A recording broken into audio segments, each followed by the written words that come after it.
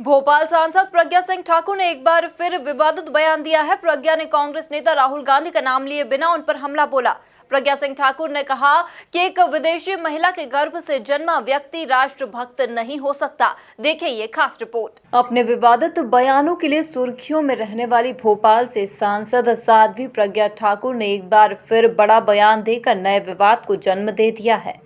भाजपा प्रदेश कार्यालय में प्रबुद्ध वर्ग सम्मेलन में पहुंची साध्वी ने कांग्रेस द्वारा चीन के मामले में खड़े किए जा रहे सवाल पर राहुल गांधी का नाम लिए बगैर कहा कि विदेशी महिला के गर्भ से जन्मा कोई भी व्यक्ति राष्ट्रभक्त नहीं हो सकता।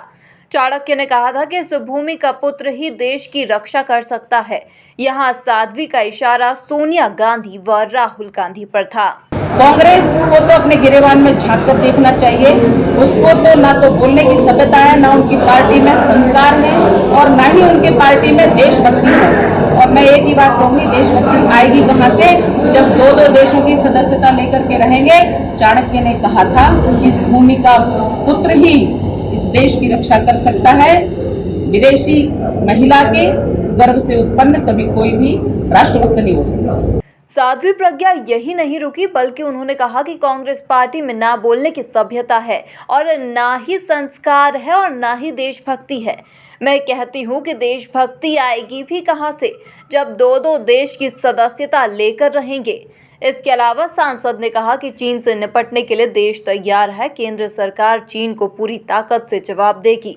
भारत के 1 इंच जमीन पर भी कोई कब्जा नहीं कर सकता। मेरा एक ही कहना है, ये राष्ट्र पुरातन, सनातनी और पराक्रमी है, क्योंकि यहाँ के लोग बलिदान देना जानते हैं। यहाँ के लोग अपने से बढ़कर देश को मानते हैं। चाहे जितने बलिदान हो, उन बलिदानों में निश्चित रूप से पराक्रम है, क्योंकि जब कोई व्यक्ति अपना बलिदान अपने को समर्पित करता है, राष्ट्र के लिए आहूत करता है, तो वह एक पराक्रम होता है। सैनिक पराक्रम करते हैं, पर अंदर रहने वाले लोग भी जो समर्पित होते हैं राष्ट्र के लिए, वो हमारे लिए उनका मार्ग अनुकरणीय है।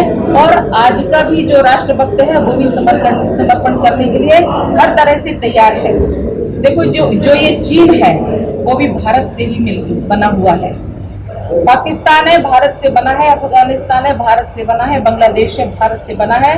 और कई देश इस पृथ्वी पर हैं जो भारत से ही बने हैं। इसलिए ये देश हमारा देना सीखा है हमेशा, और जो देश आंख दिखा रहे हैं उनकी तो किसी भी प्रकार से कोई हैसियत ही नहीं है।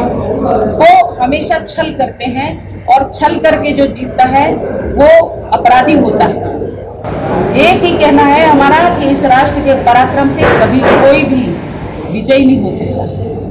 इस राष्ट्र के पराक्रम के समक्ष कभी कोई भी विजित नहीं हो सकता। ये हमारे देश के बलिदान ने बता दिया है। अभी जो हमारे 20 सैनिक शहीद हुए हैं, उन्होंने अपना बलिदान दिया है, लेकिन उनको भी ये समझ में आ गया है कि तुम छल करोगे और हमारा एक सैनिक निहत्था होकर भी तुम्हारे कई हजार सैनिकों को समाप्त कर सकता है। वो हथियार से युक्त थे और हमारे सैनिक निहत्थे थे। तो वहीं प्रज्ञा के जुबानी हमले के बाद कांग्रेस ने भी पलटवार करना शुरू कर दिया है। साध्वी प्रज्ञा आप नाम ले रहे हो, ये साध्वी नहीं है, ये प्रज्ञा ठाकुर है। ये साध्वी का ढोंग है। एक दूसरा,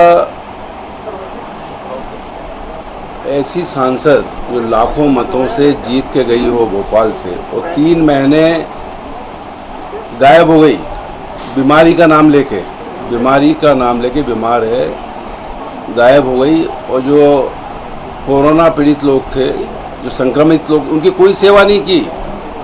लेकिन वहीं राहुल गांधी जी ने प्रवासी जो मजदूर दिल्ली से निकले उनसे मिले, उनकी समस्या को सुना और उसका निराकरण किया।